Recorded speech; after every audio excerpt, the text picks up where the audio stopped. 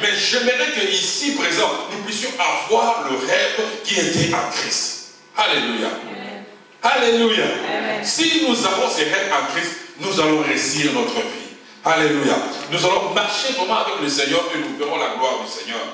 Dieu dit dans sa parole, le peuple qui n'a pas de vision, dans Osée chapitre 4, verset 6, vous le savez, aussi la vision fait partie de quelque chose de très important. Même dans l'église, même partout où nous pouvons nous trouver. Même dans n'importe quelle situation. Si, bien le Seigneur, dans l'église où vous êtes, il n'y a pas une vision, vous allez partir tout droit, tous, dans un trou. Alléluia. Parce que vous n'avez pas de vision. Parce que vous n'avez pas de vision, vous allez partir tout droit. Et une personne qui n'a pas de vision, qui n'a pas aussi des ambitions, il va partir tout droit comme quelqu'un m'avait dit, parce que moi je vis seulement pour vivre. Moi je n'attends à rien. Alléluia. Mais bien le Seigneur, nous devons commencer à attendre à quelque chose. Le Seigneur ne nous a pas envoyés dans ce monde en vain. Amen. Tu n'es pas ici dans ce monde en vain. Tu n'es pas venu ici accompagner qui que ce soit. Tu n'es pas là en vain. Tu as quelque chose à accomplir. Et pourquoi j'ai toujours dit dans cette église, chaque personne qui est ici présente a quelque chose à accomplir. Et je crois à la parole de Dieu. La parole de Dieu vous donne cette capacité, ce moyen, cette possibilité d'avancer avec la vision que le Seigneur vous a donnée. Béni soit le nom du Seigneur. Aujourd'hui, Joseph peut être parmi beaucoup d'entre nous. Joseph peut ressembler à parmi d'entre nous.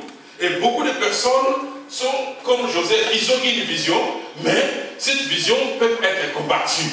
Cette vision peut être combattue au lieu d'aider notre frère à aller dans sa vision, mais cette vision peut être combattue. De plusieurs manières. Comme notre frère a témoigné, quand ses frères l'ont pris, Joseph ne savait pas. Il ne savait pas qu'ils avaient déjà comploté contre lui. Et ils se sont décidés, prenons-lui, et nous allons les tuer. Les tueurs de vision sont nombreux.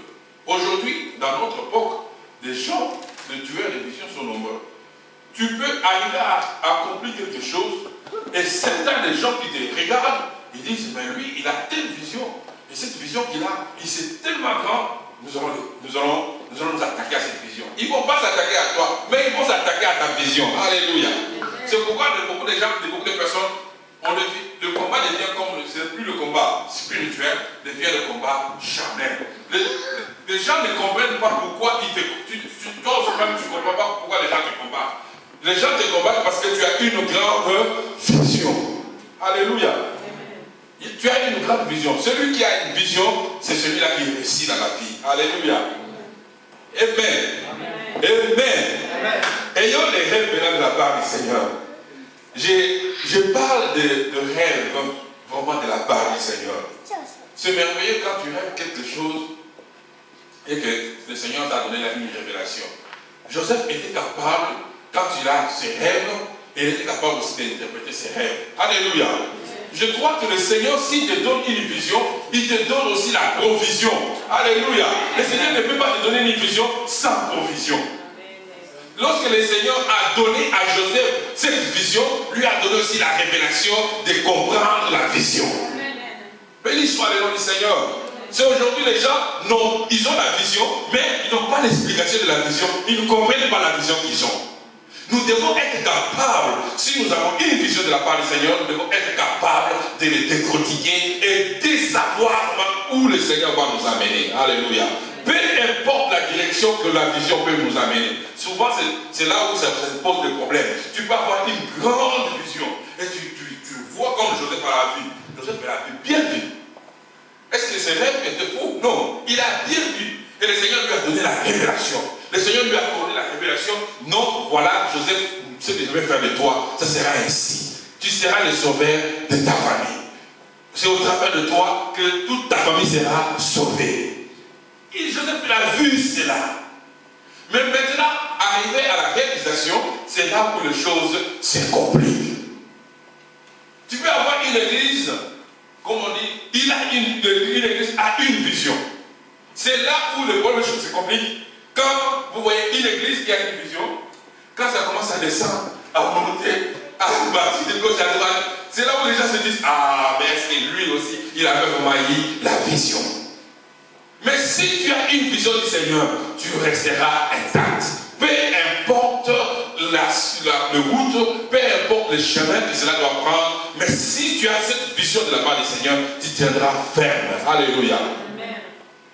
C'est pourquoi je l'avais dit ici, est-ce que tu as une promesse de la part du Seigneur? Avez-vous une promesse de la part du Seigneur? Celui qui a une promesse de la part du Seigneur va continuer à persévérer. Si tu as une promesse de la part du Seigneur, tu ne vas pas te décourager. Tu ne vas pas te décourager par rapport à des circonstances qui sont tout autour de toi. Tu ne vas pas te décourager par les chemins par lesquels le Seigneur t'amène. Tu vas toujours commencer à bénir le Seigneur. Parce que Joseph, voilà où les choses se compliquent, comme je l'ai dit. Lorsqu'il a dit sa vision, lorsque ses frères ont comploté, lui ne le savait pas. Et il arrive à un moment où il lui apporte la nourriture comme pour bénir le frère, pour le soutenir dans le travail qu'il était en train de faire. Ses frères se tournent contre lui. Joseph, qui pouvait se dire, cette vision que j'avais eue, c'était une fausse vision, c'était une fausse rêve. Alléluia. Amen. Combien de fois tu te dis, la vision que tu as de toi-même, c'est une fausse? Combien de fois que tu as pensé, bon, je suis en train de faire des illusions. Combien de fois? Combien de fois tu as dit, tu t'es dit, je suis en train de rêver. Ça, c'est pas une vision de la part du Seigneur. Alléluia. Nous devons vraiment commencer à bien réfléchir. Joseph aussi, c'est là qu'il est arrivé. Il est surpris. On le prend, les gens décident de le tuer. Et il s'étonne. Je suis en train de rêver ou quoi? Moi, j'apporte mon papier de contribution. Mes frères tournent contre moi. Et qu'est-ce qui se passe? Qu'est-ce qui se passe? Alléluia. Combien de difficultés nous avons aussi lorsque nous avons parlé des autres de notre vision?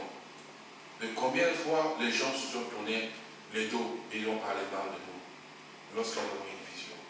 Combien de fois, lorsque nous avons commencé à rêver, il y a eu des combats qui sont déclenchés. Et nous nous sommes sentis abandonnés, seuls devant ces combats. Combien de fois avez-vous senti cela? Où vous vivez une situation où tu te sens vraiment abandonné et tu te dis, Seigneur, pourquoi m'as-tu abandonné? Ou même si tu te sens aussi, tu te dis, Seigneur, mais je ne savais pas que cela s'est passé comme cela. Jésus-Christ aussi, la vision qu'il a eue de Gethsemane, lorsqu'il a eu la vision de monter à la croix, il a dit, Père, pourquoi m'as-tu abandonné? Parce qu'il a vu que la croix, c'était difficile de le prendre et de le porter. Mais c'est pourtant, c'était la voix du Seigneur. Alléluia. Alléluia. Nous ne devons pas avoir peur du chemin que la vision doit nous amener. N'ayez pas peur. Je vois ici Joseph, n'écrit pas, je ne sais pas, parce que ce n'est pas écrit. Joseph n'a pas crié, sauvez-moi maintenant. Il n'a pas essayé de bagarrer avec ses frères. Non, c'est comme si quelqu'un s'est laissé entre ses mains de ses frères et que ses frères partent de lui comme il le veut. Mais comment toi tu commences à te combattre? Tu commences à combattre même les gens qui te font du mal. Et tu commences à répliquer même les paroles, par les actes, partout, tu commences aussi à les faire. Combien de fois nous avons fait cela? Joseph était là, il avait une vision de la part du Seigneur. Bon Seigneur, ce chemin que toi tu as choisi, je l'accepte et je veux bien marcher. Alléluia. Est-ce que nous pouvons aussi prendre ce chemin et dire, Seigneur, j'accepte ce chemin que toi tu me donnes